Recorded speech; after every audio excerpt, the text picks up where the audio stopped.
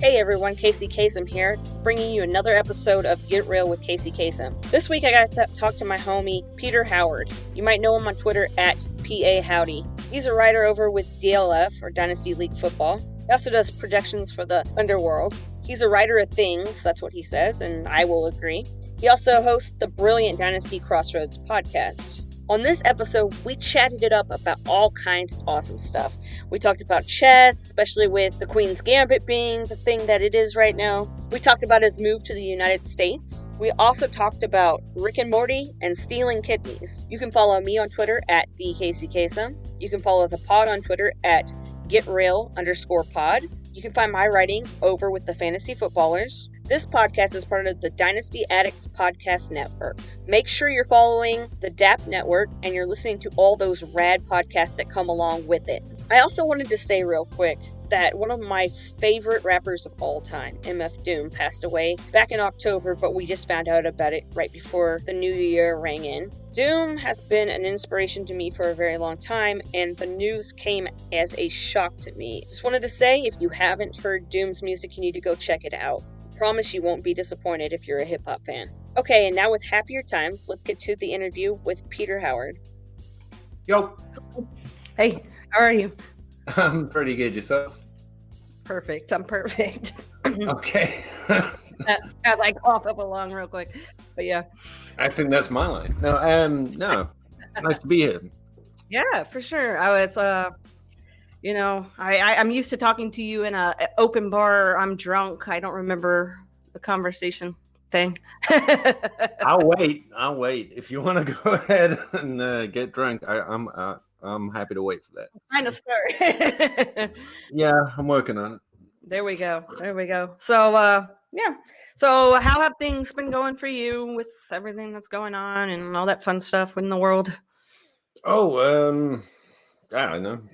Better than most. I can't complain too much. My life basically revolved around avoiding people anyway, so not much changed. Yeah, I mean, lucky you. And it's not a great time, but it could be a lot worse. And we have this, this fantasy football thing to bring us all close together and all that jazz. Right, bring us all close together and fight. It's great. It's so great, I mean, it's already divided, right? The country's divided, and so is Twitter. So, okay, so this podcast is basically us just chatting it up, and everybody, out there that's listening right now cares enough about you to listen to you, or they care about me. I don't know. This will be a low hit show. Then I wouldn't put pressure on it. Hey, you know what? I do know that you search your name on podcast streaming platforms, and your name is like a gazillion episodes. So I mean, somebody's listening to you. Yeah, I have to. That's just because I keep turning up on them. It's not because people. Hey, you know what? You're a well of knowledge, sir. So. Oh, wow. That's just sad. But I appreciate it. I'm trying to take the compliment, but it's not easy for me. Hey, you know what? Just, that's the only one you're getting. So enjoy. Thank God. Frankly, that's more than enough. I feel like as we progress through this episode, it'll be more compliments, because I feel like every single episode that I do, I'm just like, I'm sorry. You're like a million times better at this than anybody else that I've heard. So I'm glad to have you on, because people want to know. Yeah. Well, no, that's it. It's a 100% it, right? No. So here's the thing. I don't know if people know this. I mean, I'm not sure I even know this, but well, obviously you're you're not from England. You're from Kentucky, right? You've never lived in England ever in your entire life? Never in my life. This is a natural Kentucky accent. This is what we all say. What I thought. That's what I heard. I heard you had a nice, strong. Yeah, it's pretty deep, in the bones. No, and here I am trying to do a dad joke, and it's horrible. You've heard it plenty of times. So, but how did you end up playing fantasy football for the first time, considering?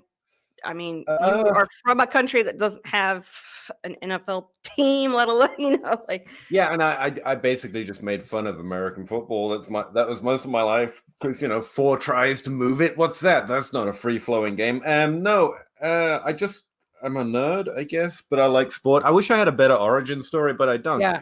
I'm a hobbyer in that I tend to pick up random hobbies and just get obsessed with them. And one hobby I had was woodworking, where actually is knives making and flashlights and a whole bunch of overly manly stuff for a guy like me, to be honest. But I just found it really interesting.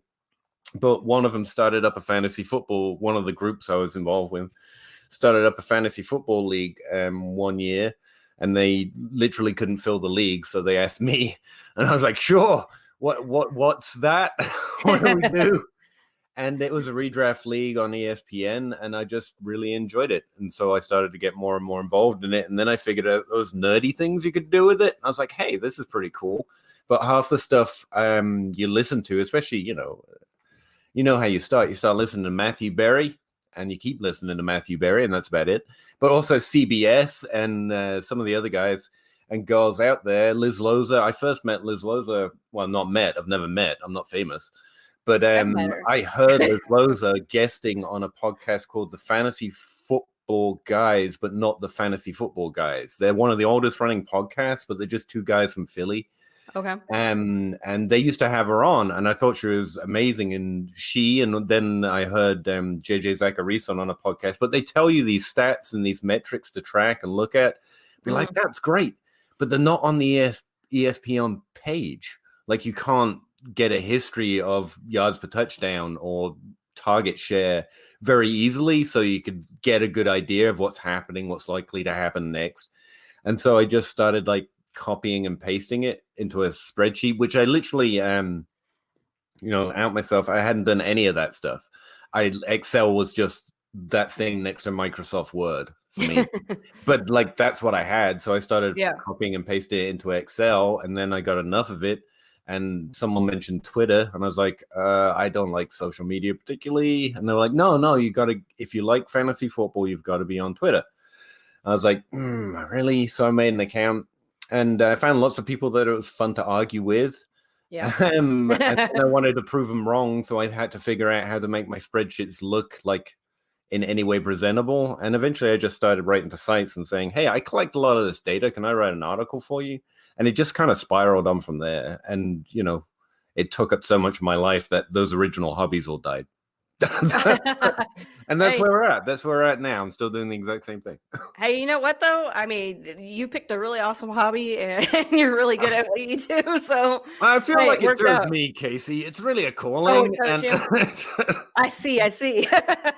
Well, I'm glad it found you. Devote about 80 hours a week to, a non-paying online position where you basically just ask people to mock you. Yeah, that's basically it. Just putting yourself out there to be mocked. And for those of you that are trying to figure out how to become a person on Twitter who gives out advice and writes articles and does all that jazz, don't I don't know how that happens. No. I would I mean, if you're asking for my 2 cents, I'm taking it or not. But I've had people ask that, how do I get to where you are? I'm like, you walk down the basement steps, man. That's it. That's it. That's the distance between me and you. I mean, that's it. I'm literally just another person out there enjoying fantasy football. I think they're noting my follow account, which, little does anyone know, you don't get paid for or nothing. It's not like I don't work for ESPN. I have a certain number of followers or nothing. But what I found that helps, because that's what I wanted to do. I wanted to help a little bit and also argue, because I enjoy arguing and going all in on Rashad Penny and then getting known for it. And that was the fun for me. That was the hobby part of it. But you just have to answer questions that you have and help other people do it. Like I said, I started because I couldn't find, I wanted to see what a target share looked like in 2016 versus now, like something real simple, and it was just nowhere. So I just started collecting it. And if you have that question, likely other people have that question, and you're like, here's the answer. I foolishly did all the work for you. Here you go. And people like that. That's my 2 cents. Just have fun and try and put something out that you find interesting or you want the answer to. And hopefully people will come along and correct you and tell you that you're wrong. And that's fun. That's the fun. That's it. That's a good reason to get a Twitter account if you don't have one. Yeah, man. Also, everyone on here, from you to JJ, like they all literally will respond and argue with you. They don't care. Yeah. Like that's the best thing. That's how you get in this. Like I wouldn't get in any other community. It's just because everyone here is friendly and willing to talk to anyone pretty much. So just at them. Right. I mean, hey. Everybody's advice so far has been, find somebody you want to, pick their brain and send them a message. And I mean, that's all you got to do. What's the worst that can happen, So Twitter is a huge part of the fantasy football community. Do you think that there's anything else out there that maybe one day will overtake Twitter, or is there maybe some sort of social media type of thing or streaming type of thing? It's a good question. It's probably a question not for me. Like you can tell from my journey, I am no way business orientated or industry. Like I have no idea. But I have noticed like the other way in, I guess, if you were that minded, is to find something that's next, right? Right. And something I did notice that Nick, I don't know how to say his last name, man. He's from Big Dog Fantasy or something. Which is just, I'm sorry, Nick, but it's like you made that name up when you were 12. Come on, man. He's been dropped. You made that name up. Big Dog's gotta eat you. Just anyway. But he and lots of us noticed there was like a gap on YouTube, because I love watching YouTube videos, man, and YouTube content and Twitch and streaming stuff. So a few of us who are bad at it were just plugging away occasional videos, but Nick and a few others have really pushed into that space, and that's a platform that actually pays. So I think YouTube might become bigger, and Nick's, as far as I know, at the head of that.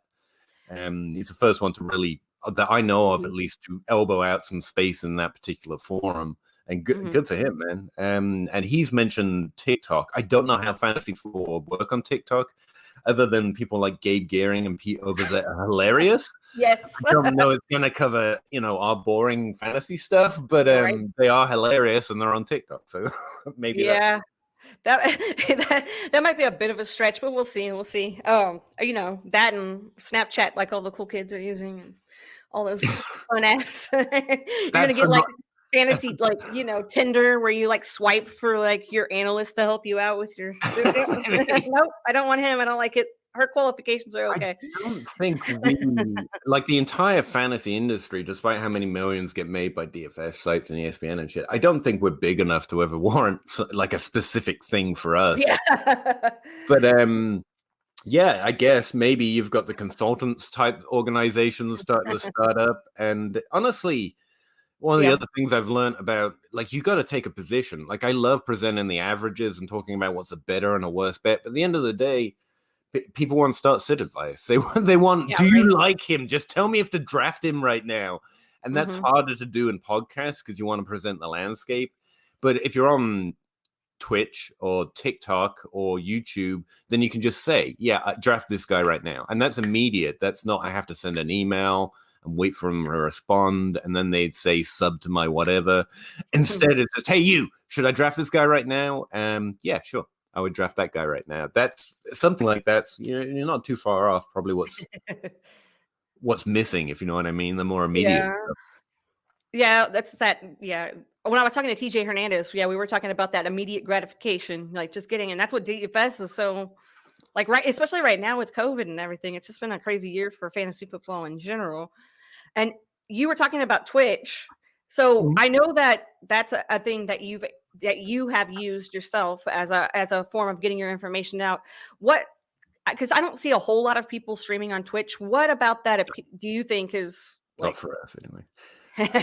I just went to Twitch because it was a platform I was introduced to streaming on. I mean, that's where I watch a lot of gamers play, and there's a few other commentators and stuff. The only problem with our little thing, is that it's not visually stimulating. Watching me grind a spreadsheet out is not like riveting viewing. You don't tune in and go, oh, is he going to index match this one? I don't know. Will he clutch this one out?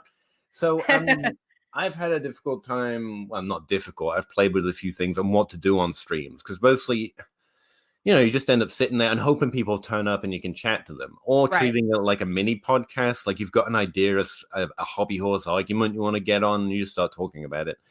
I started just literally, hey, I'm collecting stats right now. This is the boring shit pardon me, I don't know if I can swear. No, you And can. behind the scenes that, you might be, if you're any, like the small percentage of us that were like, yeah, I would like to do I would like my own version of that spreadsheet. Thank you very much. And that's happened to me. Like, not that I'm taking ownership of or in any way, but FS Spaceman from the Tale of Two Rivals podcast, like that's literally how he hooked up. He was like, yeah, I like you, Pete, but I kind of want to do it. And I was like, sure, I'll show you how. This is how I do it exactly.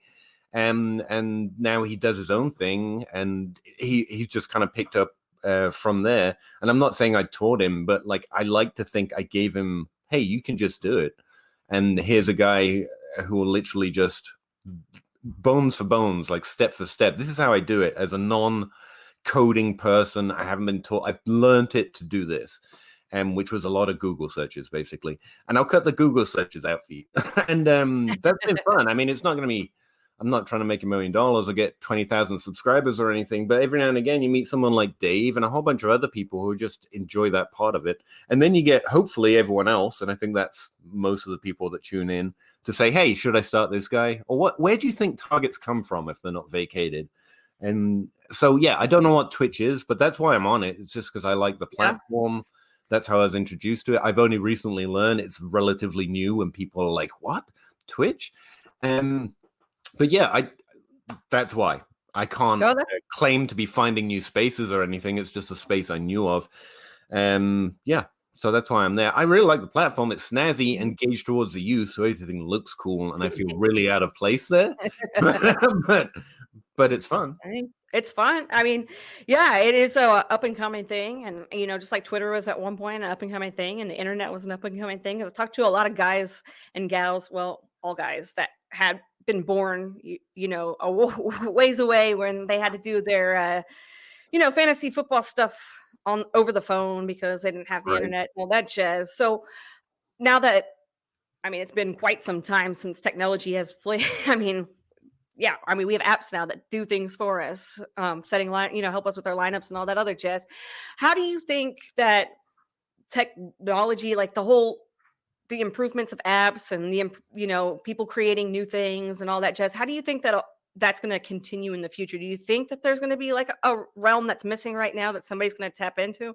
Yeah, maybe, but again, you're probably talking to the wrong person. I don't know. My job, one of my jobs is talking about social structure and how it's changed over time, how we got from one state of affairs to the next. If you look the swath of history, how did we go from small groups to large complex groups that sit in basements talking about fantasy football, basically? And a few observations we've been able to eke out of technological development in that section, things like noticing that technology, well, one, it has to be, that's a little too broad. There are there are like 17 different conditions, most of which need to be met for a technology to be taken on, but let's ignore all of that. One of the things we've condensed it down to is it makes things easier. Like one of the explosions in, industrial production and also technological production was that you could make 50 million different types of genes, right? But you really only want one, and you don't know which one's best. And I guess the FOMO culture also plays into that new invention of word, which describes a feeling, which is in itself a new kind of era of our own emotions that this mass production and technological development helps. So you've got, start-sit decisions to boil it down to us. That's kind of what we were plugging away at there. It's like most people that do this are casual. Like I was on the Robo podcast recently, and they're more redraft orientated, and they were mentioning, you've got to remember that like 90% of our audience are just playing this for fun, casually. They tune in for like 30 minutes a week to set their lineup, and so they don't really want to listen to a two-hour debate. Lots do, thankfully, because we enjoy that. But some are just like, hey, man, Jalen Hurts or Deshaun Watson this week. And some want that broken down to and being presented a decision in a way they can. And some just want to know who's going to score more points. And if they get it wrong, and this is what I think part of fantasy Twitter or people who call themselves analysts get wrong, it's like, you can't be mad at me because I got it wrong. I gave you the best advice I have. It's like, no, that's what you're there for. You're there to present a decisive opinion. You should start this guy, and if you get it wrong, they get to be mad at you. because they're tuning in for 30 minutes, an hour, 3 hours, whatever, over so many weeks, and they want help. And then it doesn't go right, and they want to tilt, and you're there. That's the other part, I think, what we do, you know? You made the best call you could. You've got to know that for yourself, but people are going to be mad if it goes wrong, and that's okay, too. Like, that's part of, I do think most hobbies, especially fantasy football, presents an area where you can be an unreasonable human being, right? Yeah. Because I think for the majority, I do think people are reasonable, kind, trying their best, living organisms on this planet. And in fantasy football, you just get to be, you know, unreasonable.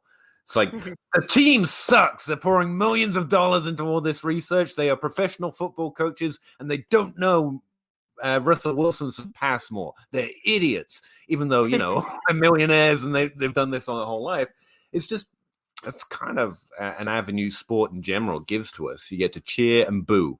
And at our core, I think there's an emotional need for that. We need to cheer and we need to boo. And it's the same with fantasy. If you get it wrong, we want to boo. And it's okay to boo. But boiling all that down to your actual question, it's something that helps with that, helps with decision-making. You've got a million options. You want it boiled down to 2, and then you want a strong opinion on which one to actually do. And lots of our content, lots of our apps and everything else gives you a suggestion. And I think the best content, the best analysis out there breaks it down into so you can understand and make your own decision. That's what I try to do. But at the same time, most people don't got time for that. And most people, when it comes to it, especially at different moments, even if you're fully engaged and you know you're a really good fantasy player, Brandon Cooks goes out and you need to know pretty quickly whether to play MVS or whether to play Christian Kirk. And you have opinions and you know the landscape and you know you can't get it right. Don't run me through all of that. Just give me an idea. And something that does that well. And not in an app form. You said app, because I think projections and fantasy footballers have got apps, and I think we like interaction. So TikTok could provide that, to be fair, but that's not immediate. Like you record a video, you post it, someone goes watches it later. But I guess something like that. But that's a random guess. I mean, you know, I mean, I have no clue. That's why I'm asking you. I thought maybe you would know something. So let me ask you, I guess, stop asking you questions that are for some other person. And let me try to ask you questions. I'm just going to say that no matter what, Casey. Okay. That's my default get out of jail free card. Well, how would I know? Okay. Well, how would you know why did you end up moving to the United States? Why did you end up in Kentucky? Oh, that's an easy one. My wife abducted me. No, she's from here, and we met in college in Wales, which is part of, well, some Welsh people wouldn't like me saying that, but I mean, it's right next to England physically. It's connected. And she came to my university to study for her second master's, and I was doing my first. And we got together, and it's harder for a person to move to a country if you've studied in it. I think it's designed that way, but I don't know for sure. But there's an extra layer of paperwork and money you have to go through if you want to emigrate to a country, if you study on it on a student visa. So it's easier for me to come here than her to go there. So I came here. Cool. And also I was pretty happy to move. I like England, don't get me wrong, but I've always kind of been happy where I'm put, mostly. I'm happy wherever I am. And so I came here. Yeah, that's simple reason. It's easy to be married most days when you're on the same continent. That's my go-to answer. I would think that would be good advice. So I've never actually like really moved too far. Like I'm from the Dallas area, lived in the Dallas area my entire life, so I've never had that big of a move. And I know this is just for my own. For me, I don't know if anybody else out there cares. How is moving all like? How do you get all your crap over here, and or do you just get new crap? Yeah, I don't know. Someone should write a book about that. There's actually a bunch of them. But through my personal experience, you just kind of muddle through the best way you could. And I was, a postmaster's student. I had no money. So I managed to find an international delivery service where I could pack one box about the height of a desk and about yay wide. You can't see that. It's about a foot across. And you could pack that and ship it to America for a whole bunch of hundreds of And that's the stuff I managed to bring, and the rest just stayed in my mom and dad's house. That I could bring so much, and most of it, I'm sad to say, especially now that we're in a purely digital world, way too much of that space was books.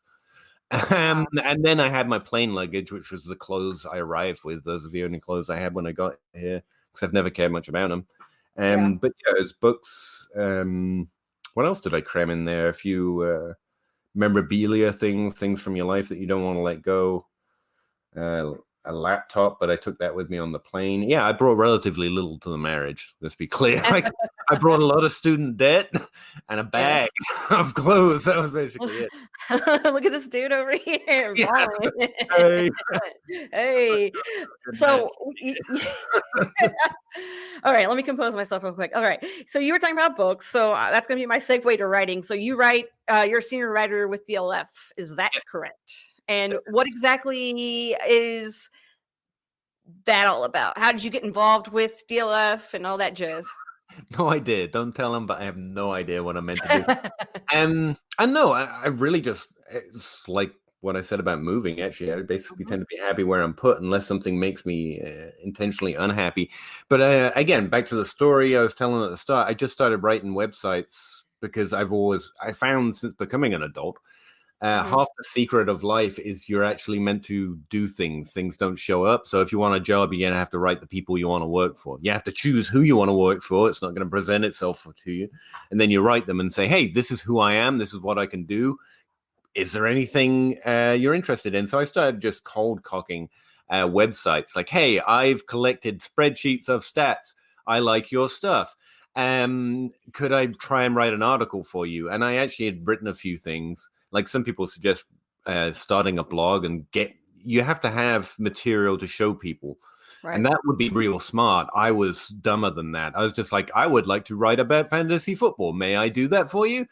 And eventually it was actually Player Profiler randomly. Now I do projections for him. But at the time, Matthew Kelly was one of the people that wrote back and was like, yeah, I'll take a look at it. Because why not? Free content if it's any good. Right.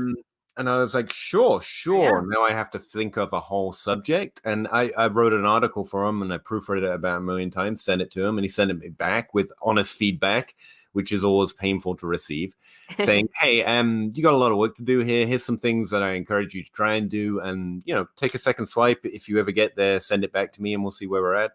And and eventually I wrote one that was good enough, I guess, after a lot more edits. And he put it on his website, and that was exciting. And I just started doing that. And eventually, you just get to learn about these companies. And DLF was one.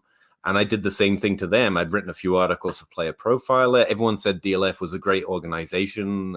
I remember specifically Bobby Koch at Reach Fantasy saying that was a website he always wanted to work for. I was like, wow, that's a pretty good recommendation.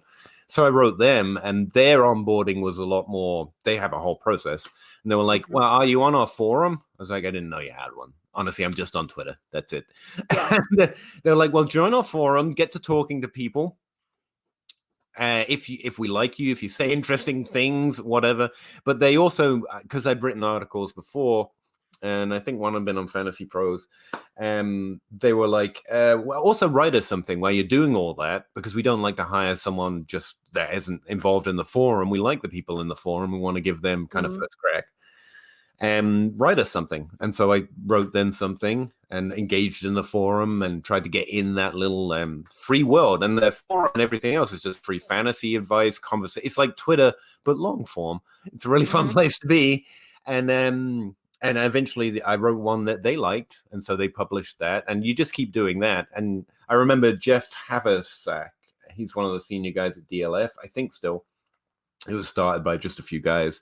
But I remember vividly the first email he told me when I was actually getting onboarded to be like I don't know what, I can't even remember what that, just like part-time contributor or whatever it is.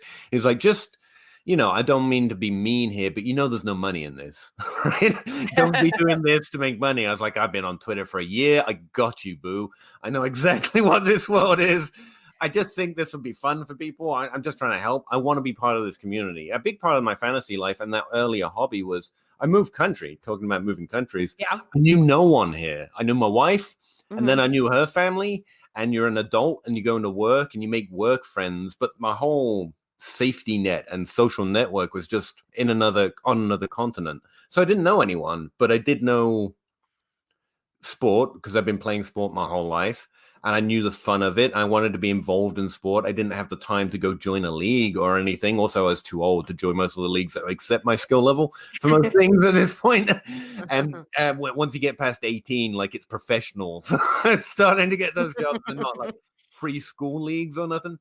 So and when the fantasy football thing opened up, it gave me a window back into sport that I could engage, make friends with. And that was the other thing about DLF. And when Jeff sent the email, I was like, yeah, don't worry. I know I'm really here for I like talking with people. I love the community. I want to help. I also want to be owned by. So Jeff really helped out with that. But really, if I am at all good at creating content, it's because of, and I know it's a touchy subject for some, but Matt Kelly really helped out. He honestly just took a swing on a guy who sent him a cold email. He didn't just put it on his website, but he was like, show me what you got. And then he gave me honest feedback. And it was the same thing with DLF. Every step of the way, everyone was willing to go, hey, I'll read it and I'll tell you what I think. And there was a guy, not a guy, but Salvatore from 2QBs.com. Yes. Mm-hmm. He does that on Twitter pretty regularly. He's just like, hey, if you've written something, send it me. And I'm not going to, I'll share it if I like it. But mostly what he's offering there is for free. He will give you editorial feedback. And I know that sounds like, for Christmas, you get pens and a writing pad. Like it's not the best gift in the world. But honestly, if you want to do this, honest feedback from someone who knows what good content looks like, it's invaluable. Because I've written a lot before. Mm-hmm. As you mentioned, writing. Like I'm an obsessive writer. I love writing. I've written nonfiction. I've written fiction throughout my college and now university career. I love writing, and like it's a different animal to just creating fantasy content specifically, where we're talking about the short attention spans, or where you're talking about just providing immediate information or a firm opinion. All of that takes work. And even if you're an experienced, very good English person, which I did intentionally, you see the way that wasn't a fancy word. But all of that is great. And so Sal helped out. I sent him one of my first articles and he sent back like reams of feedback. He was like, I liked it. Here's what was good. And here's what could take improvement. And it's painful, but guys from DLF and Sal from 2QBs, sometimes they offer it for free, like Sal. Yeah. And sometimes even if you write to a website and say, hey, I've written this thing, which is the way I would do it. Don't offer to write. Show them something you've actually done. And because this community is so great, they'll actually say, hey, man, like this was good. This could take some work, which is another way of saying you didn't do it well enough. And all of that improves you. And believe it or not, honest feedback is one of the most valuable and the hardest to get things. Because anyone who's ever tried writing at all, especially fiction, you give it to your friends, you give it to your family, and they all say, yeah, I liked it. Basically, that's where it stops, right? No one wants to tell you, man, I nearly fell asleep. Reading that sentence. Yeah. I didn't get past the fourth stanza. Like, what is this? And so you need someone that's going to do that for you. And that's the great thing about the forum on DLF, or the fact even Matt Kelly, who's got his detractors and his fans, but within this community, I don't know if he'd do that anymore. He's a lot busier and a lot bigger now. But the 2QBs guys, the Rotoviz guys, if you message them and say, what do you think of this? I mean, allow for the fact they have lives and they're mostly doing this for free. Yeah. But if they can, you'll get feedback. And that's how I ended up here. This is going to become maybe like the Matt Kelly, like change people's mind about it kind of thing. Because Ray Garvin was on here too. That thing because people, I don't want to get involved. We're not getting involved in that. In fact, we're not going to talk about that. In fact, I might even take that part out. Fine. Look, he went after one of my good friends and podcast host at the time, Jake Anderson. That's and in certain terms, I tried to, in my tiny little cage, stamp my foot and say how wrong and horrible that was and undeserved and incorrect. And it was fucking insidious. I hated it. And he knows he did because I told him and I did a podcast about it. Right. But, and I know he's done that to other people and he's playing a part or he's not playing a part and whatever. All I can say is I've been side touched by that through Jake, so I understand it. Yeah. And even on DLF, like good friends I've got at DLF have been added by him, I guess is the way to say it. But the other part is he's the first person who ever reached back out to me and said, "Yeah, I read your article," and he gave me good feedback, and it was very polite, reasonable. Hey, here's my 2 cents, and it was good advice. I can say that now at this point. Wasn't trolling me. He wasn't just telling me what he wanted. It was good advice on writing fantasy content. And since then, I've done projections for him. So I mean, I get kind of another side of him than everyone else. Like, I don't know him, he's not my friend, but I've been his employee a little bit, and I can say like none of that exists in that part of, like, he's upfront, he's straight, he's helpful, he's very what would the word be, not conciliatory, like he's giving, he'll give you extra time, he doesn't stamp on you or insult you if you make a mistake, and so it's kind of a conflicting, I get the conflicting side of Matt Kelly, if you know what I mean. No, I get it. And you know what? There are so many different personalities in the fantasy football, realm. Like, not everybody's going to be your cup of tea, and that's just how it is. So, I guess. So moving on from that, I don't want to get you in trouble with your. I don't think I could be in trouble because I've got not much to lose. You're a big boy. But, well, that too, and it's fantasy football, and I keep saying this in so many contexts, but I want to be excited and emotional about fantasy football, but like it shouldn't actually affect your emotional state. Now, it does get a bit different when this is Matt Kelly's life, it's his livelihood, and the guys at DLF, this is like that's why I try and stay away with it. I'm just trying to have fun with fantasy football. I'm trying to stay away from people's livelihoods. That's a different level. And exactly, like, and that's how it should be. Right. So that's how it should be. Hopefully everybody listening will kind of take that to heart. But so you brought up your podcast and everything. I wanted to bring that up as well. Can you tell us more just about how that came about and why you decided that was something to put out there? Yeah, I can do that one. I hate to keep doing long answers, Casey. No, I love it. That's what this show. That's what the show's about. Well, not you your do show. all the work. Me talking. You do all the work. I went on the open bar. Honestly, one of the harder things talking about getting involved was getting on podcasts at all, especially getting on podcasts I enjoyed. But I've been trolly enough on Twitter. People have found me funny enough that occasionally, like in the middle of a show, someone invited me on. I was like, sure. And all I had at the time was like my kid's tablet, so they couldn't see me or talk to me. And it was terrible. And eventually, somehow, I got on the open bar, which is, I think of it as a podcaster's podcast. All those fantasy podcasters watch the open bar. It's so much fun, and it's so enjoyable, and Gabe and J-Mike are so awesome. And it's just a good time. And I got invited on there, and it was honestly some of the best fun. That's what kind of really got me hooked on the content side of it. Before that, I didn't want to go on camera. I certainly didn't want to talk. Right. I just wanted to write articles and make comments on Twitter. But going on the open bar was so much fun. I was like, I want to do this a lot more. Yeah. But I think it was my second time on the open bar, and John Bosch was on there, and so was Jake Anderson, and we were all drunk, obviously. But John looked at me and Jake, I guess, and said, "You two should do a podcast." I guess we've been arguing about something, and that's how it happened. They were like, "You two should do a podcast," because I think we were the only two on there that didn't have podcasts. That's why that might have been spurring the thought. And so we're like, sure. And Jake was kind enough to, try it out with me because he's slightly better at fantasy football than me. Don't tell him I said that. And also he's been here longer and people like him more because he's much more likable. So he was willing to give it a try. And we did for a while till I basically chased him off by being terrible. Well, I don't know if that's the case.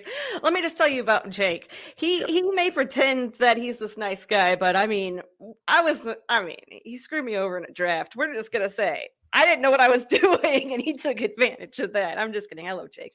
He knows I call him Jake the Snake. No. Tell it like it is, Casey. I want to hear all the negative Jake stories. No, he was super nice about it. He was like, yeah, okay, I maybe. I'm just kidding. He's a good dude. He's a good dude. How did you take advantage of Casey Keenum in a draft? Didn't you just draft Stephon Diggs in the third round at the end? Yeah.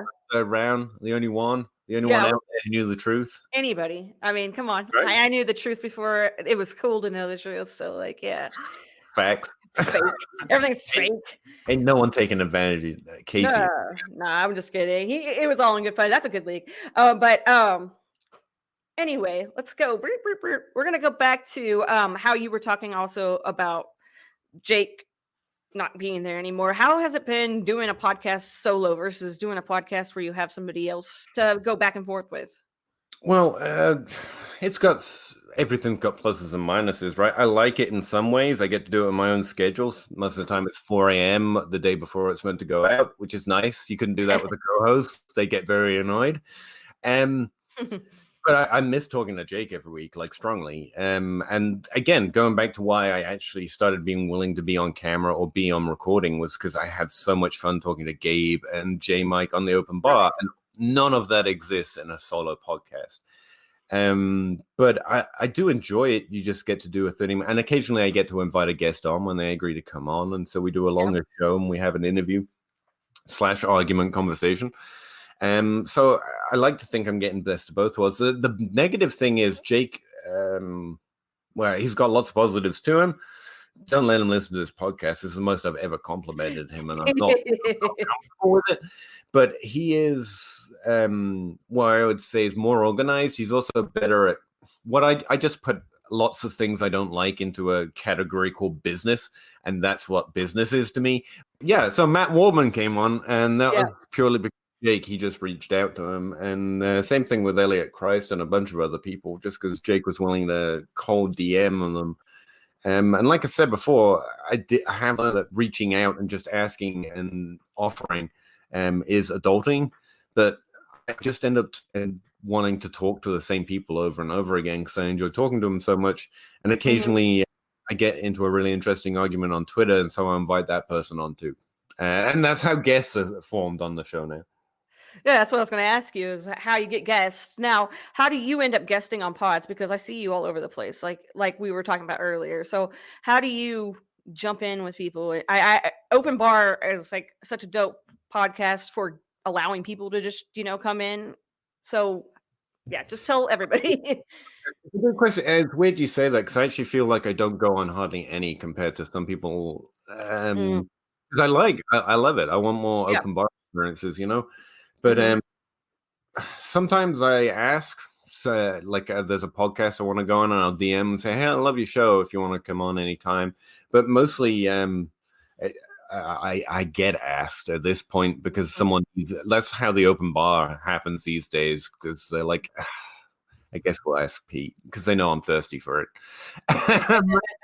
Someone breaks down, like, who's got nothing to do, who will definitely be down for it. So J Mike hits me up with, will you come on? Yes. But yeah, there's no formal process there. Mostly I just get asked, which is nice. And that's another lesson of the sometimes just ask. Yeah. I've been on a few podcasts that are just starting up, or they're like, and one of them's a Jake, and so they're just willing to DM people. Like, yeah, right. Yes, and the answer is almost always yes. Like, there you go. No, for real. That's what I was doing. I was like, hey, can you process? Do you do something else? No, I'm just, No, guys, you want to keen him on your show, you just ask. I'm just like, hey, Peter, Pa, howdy. Can you please come on my podcast? And he's like, yeah, for sure. Actually, I think I semi-asked. Yeah, you asked. Because you were talking about your podcast, and I was like, whoa, sitting right here, So sometimes you got to do that passive-aggressive thing. And I think partly that's because even though we know each other, I don't think it ever crossed your mind to ask. And be like, I'll come on. I just don't want to say, hey, I'll come on. And then someone would be like, nah, you're all right. We didn't ask because we didn't want you. I mean, we would have asked. I wanted you. I did. I was just really scared that the Kentucky accent was going to throw me off and I wouldn't be able to understand what we were talking about, It is distracting. Jesus. So but yeah, to go back to like the open bar and types and those kind of like podcasts where it's kind of a free for all, you guys have topics but there's no show sheet and you kind of just jump around. And then there's podcasts that are like very, very, very data-driven, data-oriented podcasts. So it's kind of a nice mixture. When you were talking earlier about giving out fantasy advice where people just want to know, should I start this guy or start this guy? Is it hard for you to like scale it back and not give a gazillion data points about certain things? Yeah, and and unsurprisingly, it's gotten harder the more I learn, because the more you learn, the more I think, or at least the way I'm going, the more I learn that there's not really a great way of separating out players, especially when you come to a weekly decision. It's hard year to year. We have remarkably low hit rate, unless you're Casey Keenum and you know Stefan Diggs is going to happen. It's hard to know those difference makers. So yeah, it is, but again, some of that first advice I ever got was, hey, breaking down the landscape, that's all fine, but at the end of the day, you have to take a position. I mean, Jake used to say it great, which is eventually you have to make a decision. So dancing around the probabilities or the buckets or percentage of hit rates is fine, but at the end of the day, even me as someone who likes that stuff, I want to know what your opinion is after you've looked at the entire thing. And I get that there's a process behind it, but start with what you think. This is where I'm going with it. I think Jalen Reagor is a wide receiver 1 of this class. And then you go, I don't have to draft him as a wide receiver 1 because of his value, because of whatever. But here's how good I think he is. And then go into the rest after. You kind of have to start at the end. Because that's dramatic content, that's consumable content, or the way DLF says it is you have to make give people actionable information. I mean, I love just talking about statistics and the change and the improbability and how well they don't predict something else. But at the end of the day, most of the audience is like, what's your point? Do I go out and make a trade for this guy? Do I accept this offer? Do I make this start-sit decision? Because the game we play is essentially about decision points, which is kind of why we were called the crossroads. You go left or you go right. There's no down the middle. I'll change my mind if it's not working out. And so it's gotten harder the more I learn about how little we can do that way. But at the same time, I go back to that initial advice, which is I still think some of the best advice I've gotten, which is you have to start with the decision. Who do you like more? Take a stance, take a position, make a conclusion, and then tell them what they should or shouldn't know to agree or disagree with you to a different degree if you want, which I do. But that it is hard, but literally that's the core of it, I think, at the end of the day. That's dope. I switched to the hard stuff, Casey. I'm not being fun enough, so I'm switching to whiskey, just so you know. Okay. Oh, so you can be more fun? Is that what you're saying? I'm a fun drunk. I'm a very boring person. So that's the same thing. I should have drank more. Do a little this, do a little that before you get on with the podcast. Casey, you're perfect. Leave it. You're perfect just the way you are. I'll take you whatever form you're in. Okay, well, the form that I'm in right now is a big dork. I love big dorks. I love it. Love it. Keep going. Thanks. All right. Well, I think I did call you a nerd once or something. So I think just once. Just once, probably in passing. So my question to you now is, because you were talking earlier about writing nonfiction, writing fiction, and all that jazz.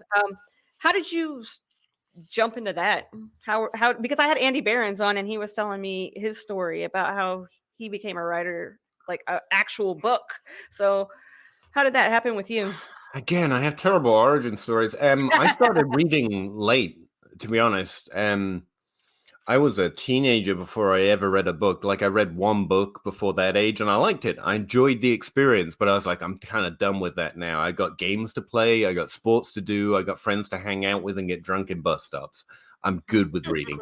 But I was in my teenage years, and someone introduced me to fantasy novel series. And the fantasy novels, just in case you're not familiar with the genre, big muscly people with swords.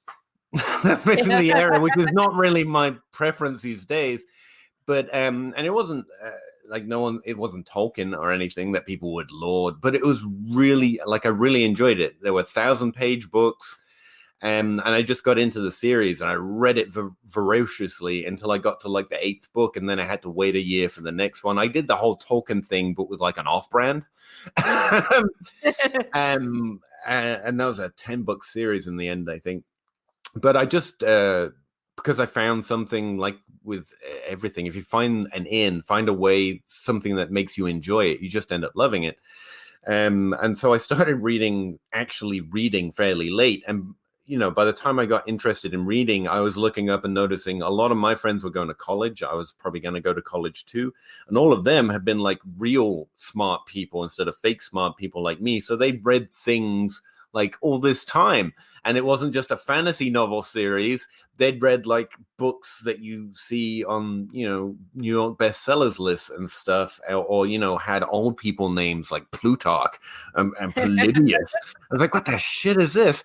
And so, especially when I got to the end of in England, it's secondary school, and then you go to college, and then you go to university. It's a slightly different system. But especially when I got to college, which is like the age of the last 2 years of high school in America. Mm-hmm. It's like, I better beef up my reading list because people are going to be just quizzing me on detailed and complicated books. And so I really plunged in, like a sixth form. My college was a sixth form. It was attached to a high school. They literally had a list of books you should have read. And it wasn't just like you should have read Dostoevsky's whatever. It was actually more recent books, like the book Chaos there by Peter. I've got it somewhere. But I forget his second name as well. Because I'm bad with names, turns out. But like more recent books it wasn't just literature, it was also interesting political theory or interesting scientific thought. Like that's what the book Chaos Theory was on. Which is basically, by the way, if you're wondering, it became popular because Jurassic Park hadn't been out that long at that point, and Malcolm from Jurassic Park talking about chaos theory. I think that's why the book got popularity, but it's really dense and hard. But it was interesting stuff. And I was like, that's it. I'll be prepared for university if I read most of these books. And so I started reading those. And like I said before, if you get something that gets you interested in a subject, an area, then you end up experimenting more with it. And I really enjoyed reading that fantasy series, which led me on to wanting to read more books. And the more you read, the more you're like, I could do this. It's like watching football. Every now and again, when you're real drunk, you're like, could I catch a pass? And then you see someone get hit and you're like, no, I couldn't do that. But especially someone that has always played a lot of sport, even I recognize I could not. But and it's the same thing with writing. I just really enjoyed it. And you end up making up your own stories in your head. And so I just started writing. And, I was always more English subject, despite what anyone might think reading my Twitter timeline. I've always been very into rhetoric and learning about rhetorical styles, forms of argument, and literally the use of language for that as well. And so I was really into history. And basically my history teacher, who was a really big influence on me, he taught from like year 7, which for you is like the start of high school. Say it's 7 as well, isn't it? Because they changed it to fit. Anyway, I'm mumbling on a tangent now. But like from the very start of high school, what he did was have us write essays every week. And so I'd already gotten kind of a writing bug. So I really enjoyed essays. I love the fact you could say what you thought. You couldn't get it wrong necessarily. So as long as you were making your argument well and using accurate facts, I could pass a class. That's pretty awesome for a guy with a poor memory that struggled in subjects that required a good memory. But here, as long as you could rhetoric or argue your way into or out of something well, you could get good marks. So I'd really picked up an enjoyment of writing. And then once that got combined with a love of reading, you just end up trying to write your own stuff. Turns out I'm not very good. I don't think I'm very good at other forms of writing, though I still do try my hand. So yeah, that's a whole bunch of veins that went into the fact that I write quite frequently. You're a writer of things, right? In that writer of things. That's as true as I can make it. So you had spoken earlier about moving here and your wife and everything. How do you balance the fantasy football stuff that you're involved in and balance, because I know you're a dad and I know you're a husband. How do you balance it so that you don't get burned out of fantasy football and at the same time like spend time with your family like you want to? Fairly badly, and just call myself out. I badly. Of course, everyone's home all the time now, so it's hard to judge. My kids' schedules have alternatively inverted. Like my daughter's on a nighttime schedule right now. A few weeks ago, my son was on a nighttime schedule, and we keep arguing with him. You have to keep to your structure, because I'm working multiple jobs as well. Because my wife's actually pretty sick, and she was the breadwinner, so I've been trying to keep up with it, which is not easy, because she just always more than my potential is. So I've been trying to keep the lights on that score, and also keep myself sane. So my fantasy schedule, the amount of time I spend it, is also what grinds my sanity at this point, because it's where I have friends. It's where I have enjoyment that's for the sake of enjoyment, and you have to have that in your life. Now, because I've gotten so deep into it at this point, it's also work, so it's a weird balance. It's like a love-hate relationship. And I will say I probably spend way too much time. If you were going to sketch out what the reasonable work-life balance is, I work too much, especially if you put fantasy in that category, and I don't spend enough time with my kids. So yeah, I want to, and I want to do better at it. And that's just where that is. I'm not going to make an excuse for that. I just should do better at it. But having said that, I am very open with my kids. I spend a lot of time with them, as much as I do. So I think I'm doing a half-assed good job, at least. As far as how do I find time, or how do I not experience burnout? I think I just work through it. I was thinking about this the other day. Like, I have let my play in fantasy football devolve to such a point where I don't think I made the playoffs in most of my leagues at this point. Now, also the problem is I'm now in leagues with people just as not good, just as obsessed, that know just as much as me. I mean, when you're playing against you or Zach Reed from the Dynasty Dummies, or Riley, even Riley from DTC Trade Calculator. I mean, there's no edge. Like, my baseline of knowledge is higher than most people, but there's no edge in those type of leagues with having that baseline. They all know more, or the same, or even more, mostly more. And so you really have to grind those leagues. You really have to dig in. And honestly, I'm doing so much other work. Like, I don't, like, every now and again, there'll be a week or two or a period in the off season where I'm like, all right, let's dig in here. And I try and move my team around and get the players that I want. And because there's no one there you can take advantage of in any way, it really works. I mostly just get comments back on my trades that are like, Pete, really? That's the end of that. And like, so things have to give. And lately it's been my league play. Now, I did moderate that I was in like 30 leagues like a couple years ago. And now I'm down to like 10 with 5 active dynasty leagues and a couple of best balls. And then you've got Scott Fish adding up to the 10. So I'm only really in 5 leagues where I have to concentrate. And I think I got a little bit better this year. But still, again, normally I'm used to at least making the playoffs. There are relatively few leagues before the last few years when this became such a full-time, hard-time hobby that I didn't make the playoffs, or at least get into the final is fairly common. But now the league level is raised, and my attention on it has dropped, where I'm putting so much more effort into my content, that something has to give. And what's given recently is my play.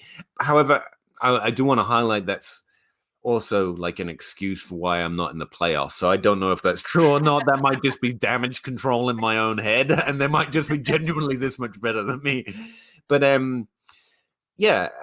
kind of experience it in little parts break and come back. Like last week, I just had no interest in fantasy football. I still got to write an article. I have to write one for tomorrow. I still have to do projections, but it's like that's when it just becomes work. I got to go do that work, and then I'm going to put it down and go back to my life. But then, and so you're always kind of grinding even when you're not interested. But this week I'm back in it. I mean, rookie season is gearing up. I'm really interested to see what the 2021 class has to offer on stats when that season finally concludes and the birth dates come out and stuff like that. So, I mean, I think I experience burnout regularly, and it goes back to what I said before, actually, about my hobbies. I'm someone who gets obsessed is actually the correct word. I was going to find a different one, but it's obsessed with something. And you know, when you're obsessed with something, burnout might happen, but you just keep fucking doing it because you're making a mistake. You're doing it too much. And that's where I'm at with fantasy at this point. All my other hobbies have dropped because that's I don't know. Is a way like this is a me problem. I'm not saying this is a common, or maybe it is to fantasy people. You could tell me if you experience it as well. But my wife complains consistently, and I know this is a common complaint from spouses, men and women alike, where their spouses aren't paying attention to them when they watch things or read things, right? Yeah. But I think I have an excuse here because that seems to be a me. That's not because I'm not listening to my wife. Like if I'm reading something or watching something, I am literally unaware of my surroundings. I'm like in a cocoon. I'm like perfectly locked in to the point where if someone changes a channel or pauses it, I've learned to control the angry monkey at the back of my head, but it leaps up asking for blood. It's like, no, you have to finish this thing. And so there's a level of focus and attention that I have on when I'm consuming or observing something that's tantamount to ADHD. I remember doing some reading where ADHD is essentially having a problem with paying attention to any one thing for a period of time, but they also suffer from hyper concentration. And this is also something that's true of autism and somewhere on the spectrum, I believe. And I think I have some of that where I think it was Zach Reed from the Dynasty Dummies explaining to me that that's a thing that can exist in a mental condition where you have hyper concentration. You can't break out of it. And it's actually kind of jarring too. And so I think that softens my like I literally have not stopped producing podcasts on a weekly basis or articles on a weekly basis for several years now. And I'm not someone who I can take or leave work. I'm not like what do they call it? A workaholic or anything. But I've never been like, oh, I'm just gonna take a week off. I've never felt like it. And I think it's part of that hyper concentration thing. Like it would feel worse to stop, if you know what I mean. No, I know what you mean. That was a weird answer, but that's what it is. How do I moderate burnout? I don't have a good one. I think I just kind of work through it, and it doesn't feel good, but that's kind of me. Yeah, I know. I get you on that. Totally, totally get you. Would not recommend it. Yeah, but it happens. So I was going to ask you too, since we were talking about your kids. I don't really know how old they are, but are any of your kids interested in fantasy football, or is this more of just a dad thing? This is part of where I think I can be a better parent. Like I'm trying my best out here. I don't think any of us are good, but we're trying our best, and you show love, and that's what good parenting looks like. Love your kids, and that's my mantra. If I'm loving them, I'm doing all right. Okay, Yeah, that's my base level. But Sam, he's a teenager now. He's 13. He's more into Fortnite and Warzone and games these days, but he has shown interest in fantasy football a few times. But as you might experience in your life, when someone shows interest in fantasy football, you want to jump in and like, oh, great, I'll tell you, but you're starting up here. Like what you really need to know is about yards per team pass attempt, and they're wondering what's a wide receiver. Yeah. So it's hard to get back to, oh, okay, you start players and they earn points this way. Why? Don't ask stupid questions. So he showed some interest, but it felt like he wanted to be interested in the thing I'm interested in. You know what I mean? Right. And I've always tried to encourage my kids in what they're interested in. I would love it if they liked football or sports or fantasy football particularly. Yeah. But I kind of had the suspicion he wanted to be involved in my thing. So I tried to get him involved in my thing and let him in. And as happens when you're not actually interested in something, eventually he just stopped asking about it and it stopped coming up. So yeah, he showed some interest, but I think it was because Dad's spending all this time doing it. I want to connect with my dad. And so instead I started playing Fortnite with him, which is how my Fortnite obsession started.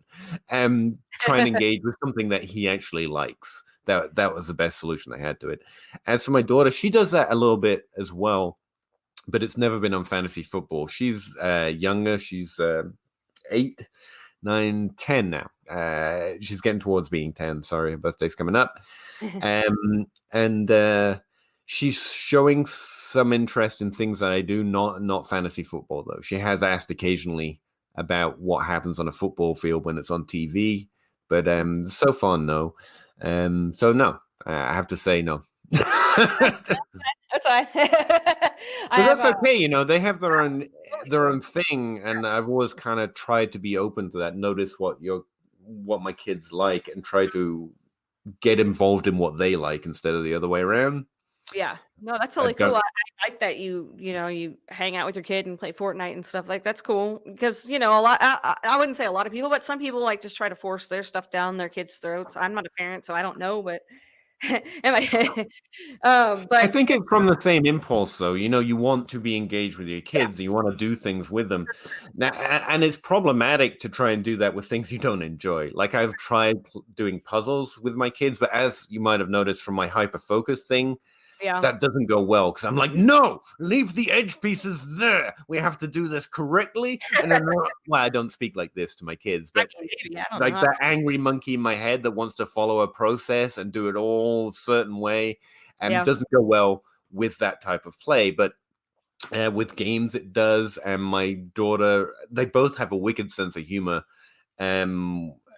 Like low-key wicked senses of humor, and so we get along that way. We do pretty well at watching things and making sarcastic comments about them.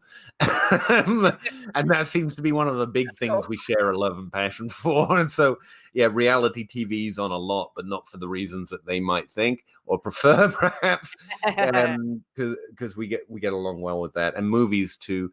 So, yeah. We engage more with when, like, I've tried to teach. I was talking to someone else about this the other day. It was on Twitter. Someone was asking about, the Queen's Gambit TV show. Oh, yeah. Does anyone play chess? And I used to play a lot of chess. I was never particularly good, but it's one of those things I enjoy. Like fantasy football, I enjoy the game. But I haven't played in years. And I've tried to teach both my kids chess. And unlike the Queen's Gambit, not everyone likes that at an early age. It's a game you might develop an interest in late, unless you're a freaking prodigy, Yeah, right. And my kids might be prodigies, but it's not for chess. It's another one of the things we tried, and just both of them tried to force interest, but you can feel the other person isn't interested, so I just kind of let it go. Well, it's not for everybody. I used to watch a kid back in the day whose mom made him go to chess practice every Saturday morning, and I would have to take him there, and the kid was just like, oh my God, I hate my life. He was 7. And it was like, I'm sorry, I'm forced to take you to chess practice. This does kind of relate back to fantasy football, especially where I'm a stat nerd, as it were. I think some people don't like the idea of chess or stats because they think of it as a smart person thing. For one, why do you think you're not as smart as me? Seriously, meet me. You'll have a different opinion. But the other thing is, they're not really. Like I'm not in the top 50 percentile of smart people that I have met. Like I don't consider myself above average in my life. But I really do enjoy chess, and I really do enjoy looking at statistics. And so my kids aren't interested in chess, but I'm not saying because they're not smart. My wife's literally the smartest person I've ever met, and she knows how to play chess, but she has no interest in it whatsoever. So, and that relates back to fantasy a little bit for me, where I think some people look at the stuff I'm interested in or put out on fantasy football content, and they're like, oh, that's just thinking too hard. It's not. If you think watching reams of tape and trying to form opinions on how well a player moves or works within given situations and problem solves by watching tape is harder or easier or somehow less intellectual than spreadsheets, then I would ask you to reconsider that. It's no less intellectually challenging. It's just which you prefer, which isn't which calls to you. Which again goes back to, my chess and fantasy football just isn't calling to my kids. It's fine. Yeah. You live and you learn. You try things out and you learn what you like and what you don't like. And you found that fantasy football and all these stats are, up your alley. So I want to know. For some reason. Honestly, I don't know anything about stats to save my life, but people like you who put out content that we can just absorb and look at, and it makes sense, you're not out here, you're giving us all this information and you're not really getting anything for it. So I'm getting a lot for it. I'm getting to talk to you. I got to go on the open bar, and I'm 100% serious. The conversations I have on Twitter, don't get me wrong, I like money, but like you say, we need more than that to survive. And I get a lot out of fantasy football. Don't get me wrong. You want to give me money, I'm good with it. But don't. Right. I'm not out here asking for more than I get, because it's life sustaining to have friendships and have enjoyment and have fun with people. Especially for someone I'm very much an introvert. I do not, and to get to do that with people through sports, something that I genuinely enjoy, is amazing. That's so much value to me. I couldn't agree more. And the fact that you can meet so many people on the internet that are your friends, I mean, it's a weird concept to think about. Right. But at the same time, I've talked to people on Twitter about stuff that, I don't talk to my sister about, so it's especially I think you're younger than me. You're probably younger than me. Everyone is. But I'm going to put you in our generation. We went through the whole thing where someone you met on the internet was probably going to murder you and steal your kidneys at best. Oh, yeah. To 10 years ago, I remember people being amazed, I would talk on hobby forums, at the idea we would meet up and be friends in real life, but we only really knew each other. That was amazing. And now that's the norm, especially now we're all stuck in our house. Right. So I think we've gone through all of it. We've seen when it wasn't possible to when it was just people stealing their kidneys on the internet, to your best friend may well be someone you never met in person. And that's wild. It is super crazy to think about. And I remember being in college, I was on a Good Charlotte forum and and we were but it was a thing, and it was dope, and we made friends, and we did. I mean, one of the chicks is from England, and she came and stayed with me in Texas. Right. It's crazy to think of this shit, right? So yeah. And have you met people from Twitter in real life that you were yeah, dude, I want to meet so many people. I've only met in person. I should have met Ryan McDowell, because he lives basically up the road, and we keep saying it will happen. But Ryan's too important. No, it's because I don't get that much. Right. Before this, but he's offered. Yeah. And I want to meet him so badly. But I've met John Bosch. He changed his app recently. It was Empire FF, and now it's John Bosch FF, I believe. But yeah, I've met John Bosch because my kids wanted to go to the theme park place. What's it called? But I knew you were gonna say theme park when you brought up John Bosch. So yeah, he goes to them a lot. He's got lifetime passes. But literally every name I know is jumping out my head, including the name of the damn theme park in Kentucky. It's huge. Everyone knows about it. It's I keep expecting it to turn up in my head, and it's not. But we went up there because my kids really wanted to go ride rides, and he goes there pretty often, and so it was pretty easy to arrange a meetup. And so I got to meet John Bosch in person, which was amazing for me. I'm sure it was below average for him, but he got to go to a theme park, so he can't complain too much. He's really excited about that. Yeah. He's like, I don't care who I'm meeting today. I'm just going to go ride some rides. So speaking of friends, do people in your IRL, your real life, do they come to you for fantasy advice because they know you're a well of knowledge, or how does that go? No, really. Like I say, I don't have a big social network as in my real life. And my kids and my wife could be less interested. Like you were saying, I've been on a lot of podcasts. I've read a lot of articles. I'm not sure my wife or kids haven't read or listened to any of them, which is sometimes weird. But no, actually about now, and I'm a very, very small part of a very, very big community, which is itself a very small part of a larger community and all that stuff. Mm-hmm. But I've just started to get to the point now where at least 3 people in my real life have been like, "Hey, do you do fantasy football on Twitter?" And it's happened 3 times. And someone asked me about a trade, and someone asked me about a start-sit question. Literally over the last 4 or 5 weeks. That's the only time it's ever come up. Kings Island. Thank you. Hey, it came to him. You finally got one. One finally hit. I got one. Thank you. Yes, and John Bosch, if he was listening to this, was probably screaming and come on. Peter. Yeah. Come on, Peter. That's Yeah. I wish I could do the accent, but that's Yeah, exactly what it is. So before we go, I want to ask you a question that I that I ask almost everybody that comes on here, and it's about you when you're watching football. Let's say it's a Sunday and you're watching football or whatever. How is watching football with you? If I was sitting down next to you, how would you be? Exactly like this, Casey. I Yeah, really only come on one speed. yeah, But no, I don't watch football, yeah. Stacey. I only look at spreadsheets. Is the default answer. But no, when I do get to watch football, I work a lot these Yeah. days, Casey. Mostly at nights and Sundays and Thursdays and Mondays are all taken up with work. But when I do get to watch it, Mhm. I'm normally by myself because, like I say, no one else in my family has any interest in it. Right. So it's pretty quiet. Yeah. Like, that's really the answer. That's the best way. And That's if the best me way. and you were together, I would be paying so much little attention to the game because, again, I'm Yeah. very much an introvert, but the people I enjoy, which is Yeah. pretty much people of the fantasy community, like I would just be wanting to talk to you about anything you want to talk about. Dude, it would Not be to so creep you dope. out there. That sounded creepier. Like I'd just be focused on you, Casey. Hey. I'm not trying to be creepy here, but yeah, no.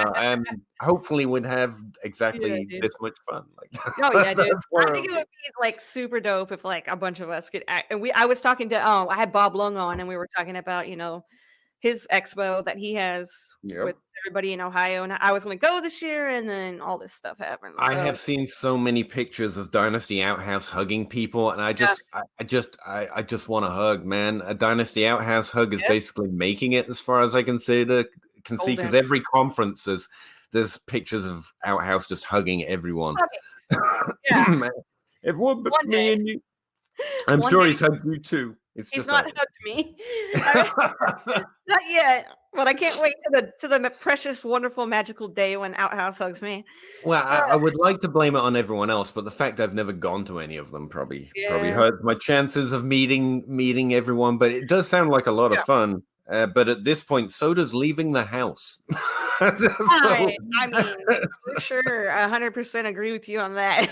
Like I leave the house to go to work and come home, and same thing every day. Yeah, work, home, work, decontaminate homes.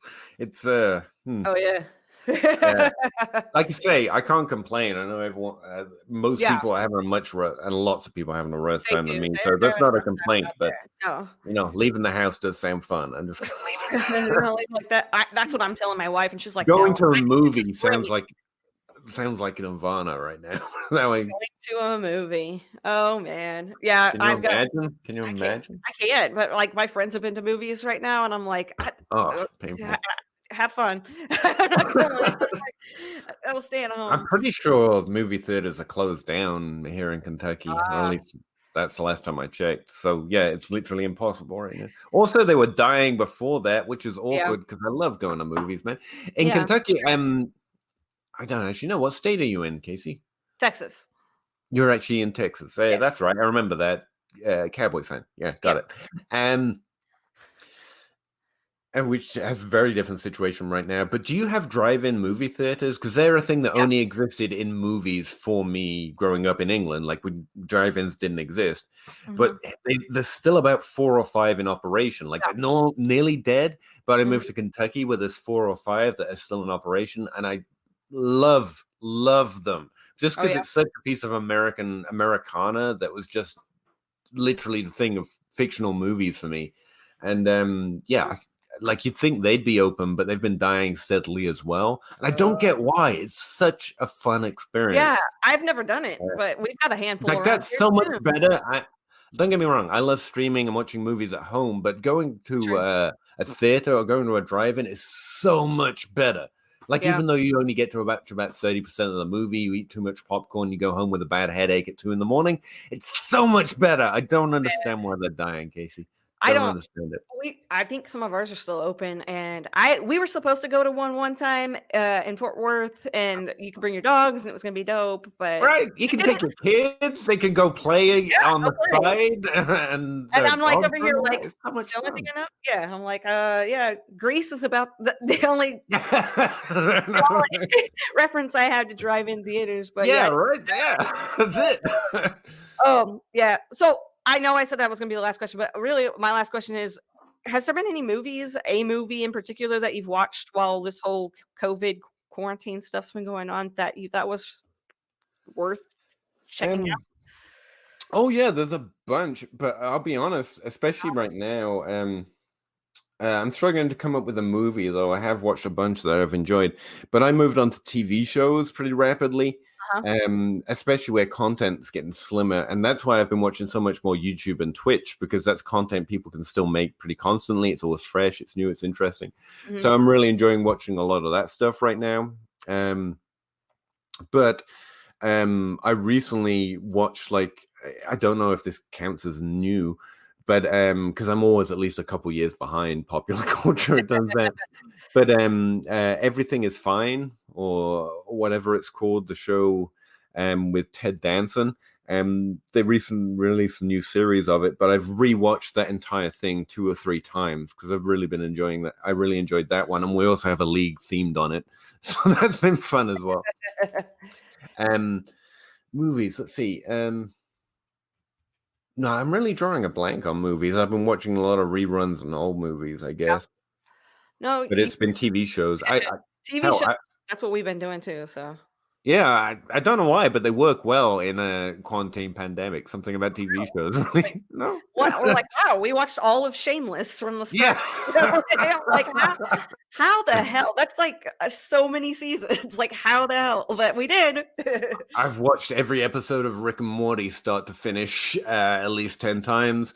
Actually, and you shouldn't admit this for the age my kids is, but my daughter finds the part she understands hilarious. So me and my daughter have been cutting it up to Rick and Morty. She doesn't get the parts that she's not meant to get. She's still at that fun age where you can show her age inappropriate things because she doesn't get the parts that are inappropriate. My son's at an age where he's too old to watch those now. He has to wait a while before he can watch them again.